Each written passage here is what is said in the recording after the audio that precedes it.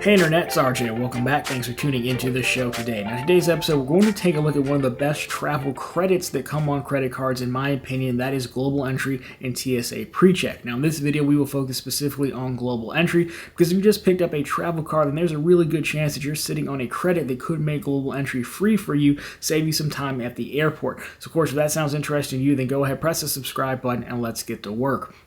So when it comes down to it, again, these travel credits, you'll see them on your credit cards, right? It will usually cover Global Entry, TSA PreCheck, or Nexus. Nexus is a newer, the program's not new, but credit cards are starting to add it to the rotation.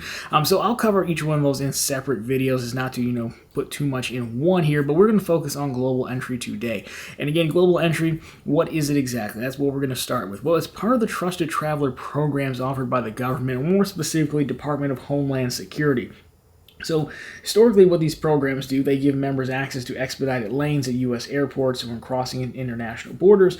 Global Entry, specifically, though, is a U.S. Customs and Border Protection program that allows expedited clearance for pre-approved low-risk travelers upon arrival in the United States. So, Department of Homeland Security, they kind of do the background checks and the vetting to make sure you're low risk, and then after that, you'll be dealing, again, this time, Border Patrol, or customs, the same with TSA PreCheck, you'd be dealing with, yes, DHS does your screening, but then you're dealing with the TSA at the airport. So, again, these Trusted Traveler programs are designed to help cut down on the lines at the airport. Global Entry is really specific for coming back into the country via plane, so you can go through the customs line much faster. But let's talk about the perks of it, obviously speed being one of them here.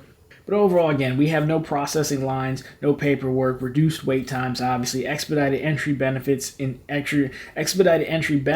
other countries as well. So it's not just limited to the U.S. And of course, you do get TSA PreCheck as well, which really makes this one, a combo deal here, because again, I'll put up the list of all the Traveler programs that you can see. Now, they do have, obviously TSA PreCheck is a separate one, going to be a separate video, but Global Entry will give you TSA PreCheck as well, and you can see the pricing there. You get that one just for $15 more, which is pretty helpful, as well as some other stuff they were going to talk about. But again, those are the benefits, right? Because again, going through lines at the airport, going through security at the airport, it kind of sucks and takes a long time. Definitely can make you late. I'm usually running to the gate myself. I don't know about you guys. So, that's really what you can get through this. It's a much quicker way to get through security. So if you travel, a few times a year, I think this is definitely worth it. Obviously, if you have a travel credit card, that's definitely worth it because I wouldn't say it's free, but you're basically paying for it anyways as part of your annual fee. So if you are interested, let's check out the eligibility here, and we're going to walk through everything you need to know. So when we talk about eligibility, of course, we're talking about U.S. citizens, lawful permanent residents, or citizens from the following countries. So again, you don't even necessarily have to be a U.S. citizen here. You can feel free to pause it if you want, but the list is actually more longer than I would have thought, to be honest. But doesn't necessarily mean everyone is eligible if you're one of those, because now I'll put some stuff on screen here, again, all from the TSA side. This is why you may not be eligible. So of course, if you lie on the application or don't complete it, that would be a problem. Certain criminal offenses, things like that, are going to definitely exclude you as well. So, again, pause it here, take a look at the ineligible reasons if you want. But there's one other thing you're going to want to know, with you parents out there, what about the children? So, good news here is there is no minimum age requirement for Global Entry. However, if you're under the age of 18, you must have your parent legal guardian's consent, so you just can't go gallivanting around the world. Regardless of your age, you must create a global online enrollment system account and, of course, pay them $100 as well, right? So even if you have a kid, basically you're just going to have to maintain their account for them, but overall, that is pretty good. Now, I will say, if you're really more so interested in TSA PreCheck, in the past, if you get Global Entry, which is what I have, you get TSA PreCheck automatically. When you've been booking for other people in your party, so on your itinerary, as long as you have your TSA number, your known traveler number is what they call it, entered into like Delta Airlines, and you're booking from Delta, so let's say I'm booking for 2 other people. Those 2 other people have often ended up with TSA PreCheck as well on their boarding passes, simply because the head person booked it. So again, if you're looking more so for that before you rush to sign up your kids, that's probably a better way to play it. Then you don't have to manage like all accounts for all of your family, right? So just keep that in mind. But now that you know you're eligible and what you get, how does the application process actually work? Well, again, it's pretty straightforward to the point, actually. So again, create a trusted traveler programs account, so they're talking about the last page. Now again, the application is going to be $100. Again, check your credit card because there's a really good chance if it's a travel credit card, you have a credit for this. Again, it's either going to be TSA PreCheck or Global Entry. You get to choose one or the other. You can't do both of them. Now, of course, once you complete the application, they're going to issue a conditional approval, which is going to be an in-person, and then you're going to be emailed back again to say, okay, schedule an in-person interview where you're going to have to bring your passport and another form of ID, like a driver's license or something like that.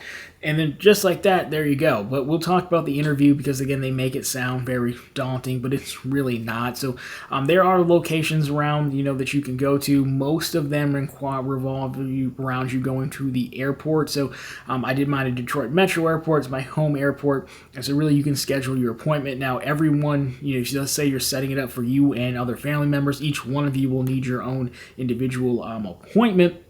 I mean, hopefully you can get them in a block together, but again, it's one appointment per person. And so luckily the TSA office is on the right side of security, meaning that, it's down, well, at least for me, it was down by baggage claim, so you don't have to go try to get through security only to go back down. You can just go straight into where baggage claim or pickup would be at if you're picking up someone from the airport. Again, every airport's set up a little bit differently, but this is where the office was at for me. They also have some offices around border crossing, so I could have gone by the Ambassador Bridge. That's the bridge from Michigan into Canada. Could have done that as well. So again, it'll all be on their site, location based wise. But again, you're going to go there, and then they're going to, they say interview, but really they just ask you to confirm your information, ask you if you're a terrorist, something like that. They do scan your fingerprints, they do that, and then they're going to verify your documents as well. And I believe they take your photo there as well. So I was in and out in only a few minutes, wasn't that bad. And really by the time I got back to the car, I had 3 emails saying I was already approved. Though of course they do say give them 3 to 5 days. Again, depending on when you're doing this, they have been backed up, in the past due to pandemics and things like that. So it might not be that instant right this minute. But again, approval, very easy. Now, when you're approved, what do you do? How does this actually work? Because they're going to send you a few different things and it can be kind of confusing. So let's put this on screen for you here. Because once you're approved, they're going to give you'll either get a known traveler number and you want to add that to your travel accounts, or it's called Pass ID. That one might be what it's called if you're doing global entry. But either way, so for example, you'd go into your Delta account and there'll be a field for known traveler number, and then you can put in either that Pass ID or your known traveler number in that field, and that's what's going to make sure that the TSA PreCheck pops up on your boarding pass. Now, in addition to that, they're going to mail you a global entry card, which is kind of confusing because you can use this card for expedited entry to US via Sentry and Nexus lanes, but it's not valid for Canada Nexus lane for some reason. I don't know why, but Canada's pretty special, I guess. However, if you're trying to do the expedited return to, through the airport, through customs, then you'll need to use your passport at the global entry kiosk. Because again, that's where global entry really comes into play. It's coming back in and coming from international travel back to the U.S. You go to these kiosks, you can use your passport, you get in much quicker because again, you've been verified, you've been vetted that you were low risk. Again, that's the main thing. Now, global entry TSA pre ends up getting blurred a lot because again, obviously you get TSA PreCheck with global entry. And most of us, myself included, end up getting global entry because, again, the credit card gives you $100 credit.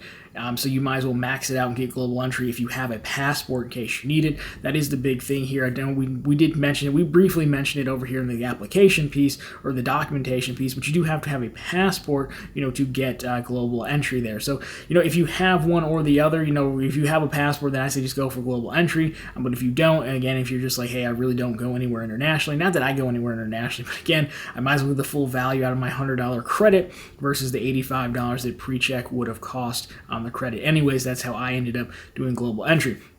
But overall, both are very helpful and very good to have, even if you only travel a few times a year. Again, I think it's worth it. It's one of the few credits on cards that I think is actually worth the price of admission. You don't have to kind of tweak around to justify the value. But anyways, guys, that has been a look at global entry. So, of course, if you like this one, drop me a thumbs up down below. If you found it particularly interesting, consider subscribing to the channel. Again, we're posting content just like this every Monday, Wednesday, and Friday. Of course, right back here every Sunday with all the news you can use in the week that was in credit and finance.